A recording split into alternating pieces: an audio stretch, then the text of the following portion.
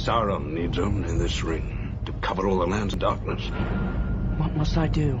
A young hobbit embarks on a journey through a magical but dangerous world in The Lord of the Rings, one of 6 holiday movies we'll review this week. I'm Roger Ebert. And I'm Richard Roeper. The Fellowship of the Ring, the first installment of the J.R.R. Tolkien trilogy, is an epic in every sense. A marvelous-looking movie with jaw-dropping sets and impressive special effects. But it repeats itself too often and drones on for nearly 3 hours. The brooding Elijah Wood of The Ice Storm and the husky Sean Astin from Rudy are curious choices to play Frodo and Samwise, who must destroy the ring that is the source of all evil in a land called Middle-earth. It's some form of Elvish. I can't read it. There are few who can. The language is that of Mordor, which I will not utter here. That's Ian McKellen as Gandalf the Grey, the good-hearted wizard who guides Frodo through his perilous quest. Viggo Mortensen is Aragorn, a.k.a. Strider. Are you frightened? Yes. Not nearly frightened enough. I know what haunts you. Frodo and his band of hobbits are relentlessly pursued by the dark ring wraiths. Frodo!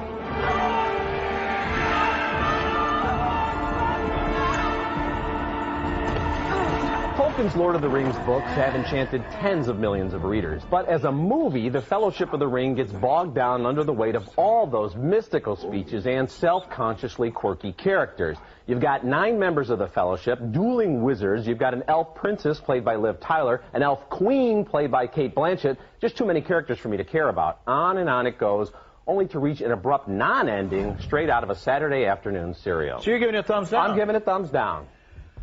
Oh, well, I like it. I think that it indicates a return by Hollywood to the kind of courage that led to great epics like Lawrence of Arabia and the Star Wars trilogy. A really out there kind of large-scale, ambitious undertaking that is too long. I agree with you. It's too long, except for the people who are going to go see it. And they won't find it to be too long. Oddly enough, well, you know what? Frodo the Hobbit ain't Lawrence of Arabia, first of all, okay? The people who have your objections to this film are not the kinds of people that will ever go to see it in the first place. The characters are getting tedious after a while. They go on one adventure after another. And this I mean, Frodo the Hobbit character who's in this little, elfin world or whatever, and he goes from one place to another, and he's wide-eyed, and he's wide-eyed. You think after the 15th beast or the 14th elf or the little sprite that he wouldn't be so amazed by Middle-earth. It's obviously this magical land, and they're all going after this silly little ring that makes people go, ooh, evil stuff. I mean, I would not be completely honest if I didn't say that I can understand where you're coming from. On the other hand, if you're going to start talking about The Lord of the Rings on the grounds that they're going after this silly little ring, then I think you're kind of missing the whole point of the book. The ring is what sets the entire plot into motion. That's right, that's right. I thought it was a visually powerful epic, and I enjoyed it. But I got to say my enjoyment was tempered by a little sadness that the innocence or naivete of the original books has kind of been lost in the middle of a high-tech special effects adventure picture. One thing that bothers me is that the hobbits are the heroes of the books, but in the movie, the tall people, the men, the wizards, and the elves take the initiative and give the orders. Boromir, give the ring to Frodo. So my thumb is up for The Lord of the Rings. It's an impressive achievement, but I am a little melancholy that the movie is a violent action picture, and the books by Tolkien come from a kinder and gentler time. But Richard, at a time when Hollywood has such small visions, the purity, the ambition, the scope, the vastness of this film, those guards protecting the way down that river passage. I agree. All of that is impressive. Well done. Hey, they spent a ton of money on this movie, and you can see the money on the screen. Yeah. It looks great, and the little people don't look like they're superimposed against the regular-sized people, and the giants look like giants, and all that good stuff. But, Roger, it goes on forever. Okay, well, and I understand that movies, Harry Potter is part of a series, but it ends on a satisfactory note. Okay. This thing, it's like after 3 hours, and they kind of look at each other, and they almost look at the viewers and go, see you next Christmas for another big commercial movie. Well, of course, because it's a trilogy. It is a trilogy, so it doesn't end after the first book. It's going to be a $27 trilogy for people, though. I think for $9 you should get some kind of closure. I do feel for myself that Harry Potter is a better movie. Absolutely. Again, I do know that there are some people who are not true believers who are going to say what you said about Fellowship of the Ring. But I believe in the quest. All right, fine. Okay, our next movie is The Lord of the Rings, The Two Towers, and with this second installment, the trilogy makes a decisive break with the gentle fable of J.R.R. Tolkien and declares itself an action picture. The hobbits are sidelined or held captive, while Aragorn, played by Viggo Mortensen, steps up as the dominant character. It'll be up to him and his friends Legolas the elf and Gimli the dwarf to lead the forces of Middle-earth into battle against the arch-enemy Saruman. He warns his ally, King Theoden. It is an army bred for a single purpose: to destroy the world of men. They will be here by nightfall. Meanwhile, the hobbits Frodo and Sam wander in circles and are basically onlookers while their friends Pippin and Merry are about to discover the secret of Treebeard and the other ancient talking trees. You remember the old forest on the borders of Buckland? Folk used to say there was something in the water that made the trees grow tall and become alive. As before, the movie is a great visionary spectacle with special effects and computer skills creating a convincing, exciting, and even beautiful world. There will be no dawn for men. It's the ring. Frodo! It's taken hold of you. You have the gift of foresight. Tell me what you have seen. He is not coming back. And in the second film, we get to know Gollum, a pathetic and craven little creature that was warped by long possession of the ring. As for the rest of the film, I have a feeling I'm going to be kind of alone in regretting the decision to go for big-scale action instead of trying at least to preserve some of the whimsy of the classic books. The film is certainly a technical masterpiece with a closing battle of amazing visual splendor, and Viggo Mortensen emerges here as a swashbuckling hero with real screen presence. So I like the movie, but I think they kind of misplaced Tolkien somewhere along the way. Well, although I appreciated the epic visuals of the first Lord of the Rings, I was underwhelmed by the pacing and overwhelmed by the sheer number of characters. But I have to admit that the very thorough nature of that setup made it easy for me to rejoin the story in part 2 and get really involved in the fates of the main characters. My favorite plot thread involves Aragorn, Legolas, and Gimli, who are kind of like a mismatched Three Musketeers. Come on, Gimli.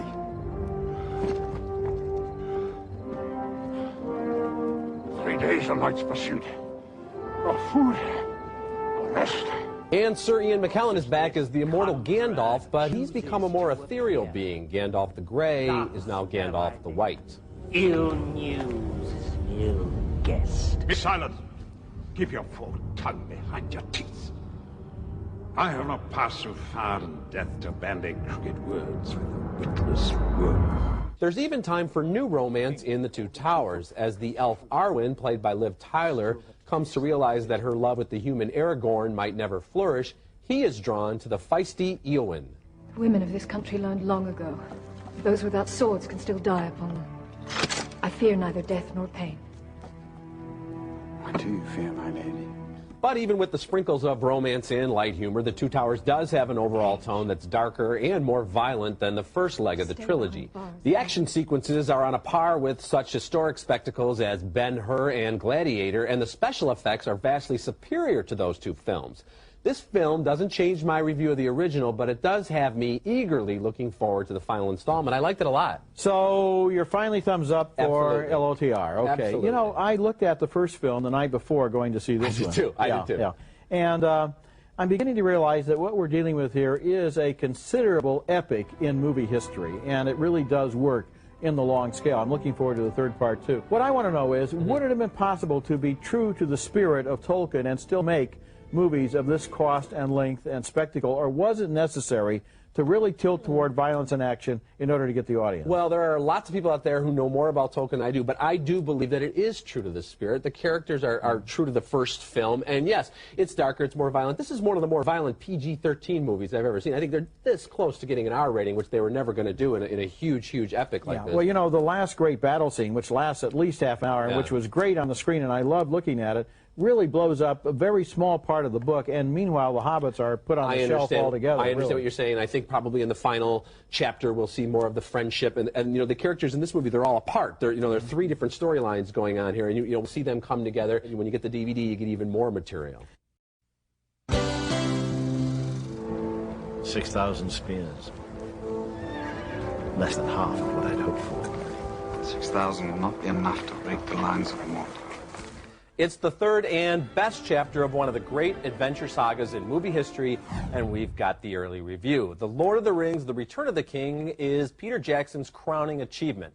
As you'd imagine, The Return of the King is the most emotionally involving and dramatically satisfying leg of the trilogy, with resolutions coming one after another after another.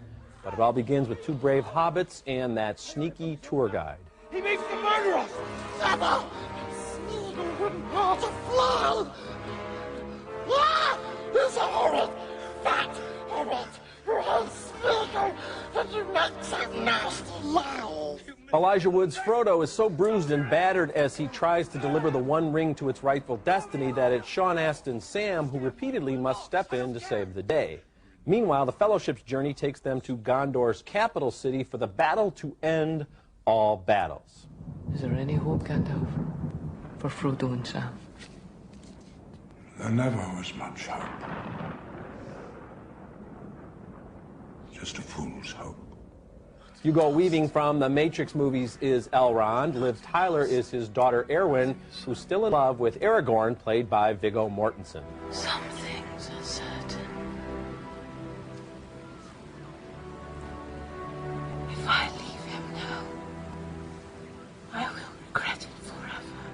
As someone who is not the world's biggest Tolkien fan, I had to get about halfway through the second of these movies before I could sort through the endless parade of characters and their challenges. But in Return of the King, I knew them well and I liked them a lot. I relished every hard-fought victory. I felt the sting of each crushing loss. After 2 years of pre-production, 274 days of principal photography, and 3 years of post-production, Jackson and his cast and crew deserve a thunderclap of applause. As with the other two installments, Return of the King centers on spectacular special effects sequences, of which the best involves, for me at least, not thousands of men and orcs in a giant city in the throes of battle, but simply Frodo going one-on-one with a spider as big as a Buick.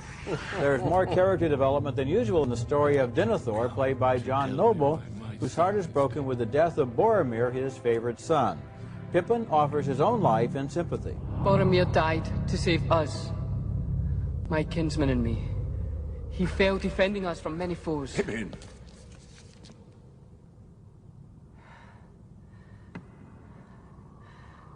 I offer you my service, such as it is, in payment of this debt. The dominant character in Part 3 is Gandalf, played by Ian McKellen, who is more all-knowing and authoritative than ever before. If I have a problem with Gandalf in this movie, it's with his extraordinary physical agility. He looks like a very old man with that beard down to his waist, and yet he rides for days, leads troops into battle, and in one special effects long shot is outrunning all of the younger warriors in a headlong charge.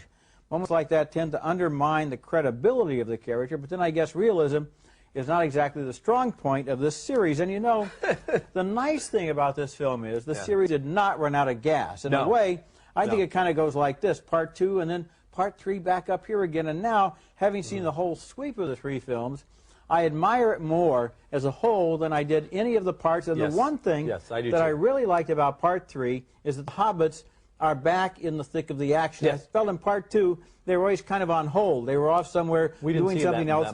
And here the hobbits get their due. Well, I think you're so right. This is really, it's going to end up being a 10-hour movie if you include the scenes that are added for the inevitable DVD special quadruple anniversary editions. Maybe it'll be 12 hours altogether. and I agree with you. I appreciate the first two films a lot more. And you're so right about the characters. I mean, it's almost more interesting to see the sort of Greek tragedy kind of stuff that's going on, because the one thing I don't think you have here is a villain to match up with all these great warriors and hobbits and everything. It's just sort of this dark lord and then this sense of evil, because you have all these creatures. I will say also, though, that is the best giant spider in movie history. That spider. That is a believable giant spider. I mean, the special effects are pretty amazing. That's some spider. I also love the big kind of elephant creatures who are brought down. You know, all in all, as you think back over what Peter Jackson has done here in these three films, it is really a landmark.